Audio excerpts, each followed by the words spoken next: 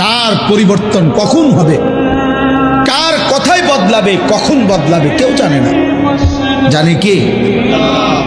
ফুজাইল ইবনে ইয়াজ বড় ডাকাত সর্দার ছিলেন। তো গভীর রাতে উনি ডাকাতি করতে গেছেন। তো রাত্রিবেলা যখন গভীর রাতে এক বাড়িতে ডাকাতি করতে ঢুকছে, দরজার সামনে গিয়ে যখন দাঁড়াইছে তখন শুনতেছিল বাড়িওয়ালা ওই সময় আল্লাহর কোরআন পড়তেছে।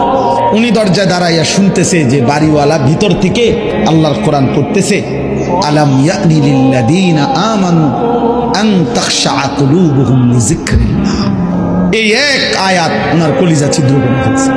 উনি পিছন দিকে ফিরে এসে আর চিৎকার করে দুই হাত তুলে বলছে, আয় রব, আয় মাওলা, সময় হলো, হয়েছে সময়, আমি আর এই নাফরমানির জিন্দেগি করব না, দিলাম ছাইড়া। তখন তিনি ওই সময় রাত্রে তো আল্লাহর কাছে এক ফোঁটা চোখের পানি ফেলতে ওনার মন চাইছে, তওবা করবে, মাফ চাইবে, আজকে গুনাহ ছেড়ে দিবে। তখন উনি তওবা করে সরাসরি হিজরত করে আল্লাহর ঘর মক্কায় চলে আসছে। আর বাকি হায়াত কাবার পাশেই উনি জীবন কাটাইছে। এরপরে উনি হইছেন সাইয়্যিদুল আউলিয়া, আউলিয়াদের সর্দার।